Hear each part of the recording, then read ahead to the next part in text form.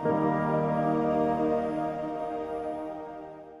my name is Father Mike Schmitz, and this is Ascension Presents. So I was reading in the Bible the other day the story of King Saul, and then when David comes along, right, and David has been anointed to be the future king, he defeats Goliath, and they go into the city, and the women come out and they praise. They say, Saul has slain his thousands, and David his tens of thousands. And then the line after that says, from that moment on, envy entered into King Saul's heart, and this bitterness against David. I've just been reflecting on envy. Because I think in some ways we can be like, well, envy is not that big of a deal, or jealousy. Some people use those in two different ways. I just want to put them together. There's a wisdom in separating envy and jealousy, just to kind of get more precision. I'm going to smash them together and call it envilousy. I'm just call it envy or jealousy. What is envy? What's jealousy? It's what Saul had for David. It's sadness at the blessings of another.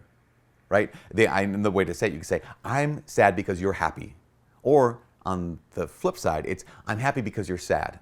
I'm sad because you have a gift that I don't have. I'm sad because you have a status that I don't have. I'm sad that you are someone that I wish I could be. Now, that's not the same thing as admiring someone and saying, wow, that's an incredible car that you're driving. That would be really cool to have that. Or you play the violin so awesomely and you sit in first chair. I would love someday to sit in first chair.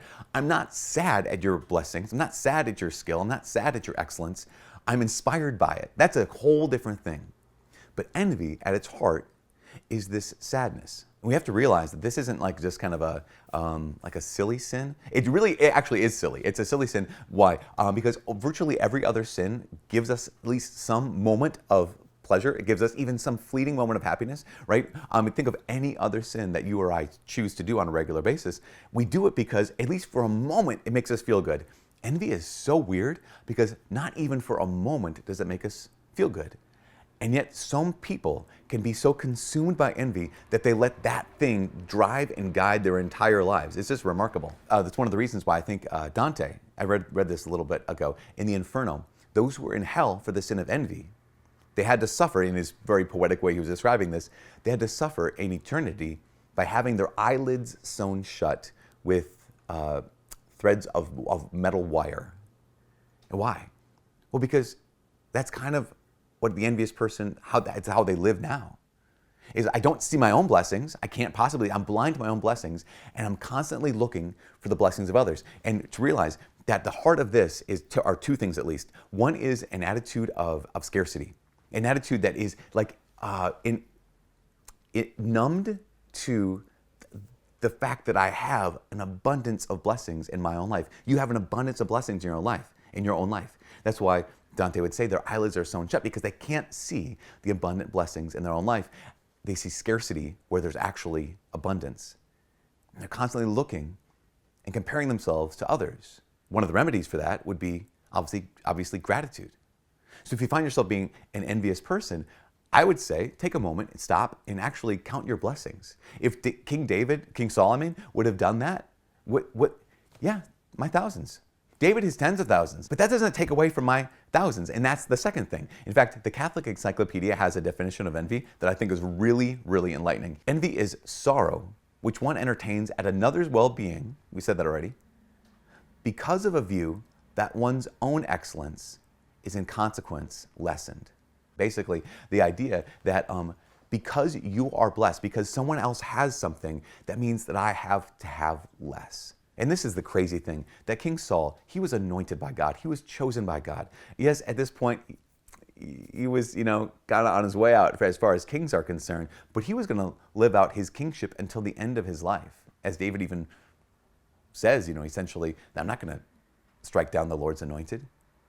And yet Saul couldn't see the fact that David's ascendancy, David's blessing, didn't take anything away from him. And this is the same thing. The people around you, their gifts, their skills, the degree to which they are loved, doesn't take anything away from your gifts, your skills, or the degree to which you are loved. So gratitude is one of the remedies for envy, but there's a more profound remedy for envy. And it isn't about willpower, and it's not about writing out a list of all the blessings you have. It's simply about grace. I'm afraid that I'm less because you are more. What do I need to do? I need to go to a place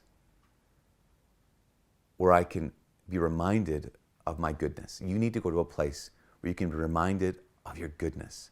And who can remind you more fully of your goodness than the Father? I would say this, more than gratitude, the remedy for envy is placing yourself under the gaze of the Father.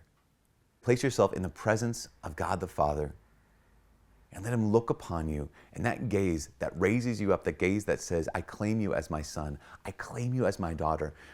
I give my only begotten son as a ransom for you, that this is what you are worth. What about other people? No. This is what you are worth. To find your worth beneath the gaze of the Father. To be given your identity beneath the gaze of the Father, because that gaze, the eyes of the Father resting upon you, is what frees people from the bondage of envy. It's what frees people from this slavery to competition. When you recognize that the way the Father looks at you is wholly and entirely and infinitely unique, because you are unique to him. It frees us from any temptation to jealousy, any temptation to envy, and any temptation towards this kind of weird competition. My brothers and sisters, I just invite you, if the envy's been plaguing you, gripping your heart, because you think like, I don't have enough, everyone else has more, I'm less because they're better. Not only be grateful for what you do have, but secondly, place yourself beneath the gaze of the Father and let him remind you not only of who you are, but even more importantly, who you are to him, his son, his daughter, the one he loves. That should be enough to be able to find joy in this world and even joy in the blessings of the people around you. For all of us here at Ascension Presents, my name's Father Mike. God bless. Hey, be sure to like, subscribe, and do those things that people do on the internet.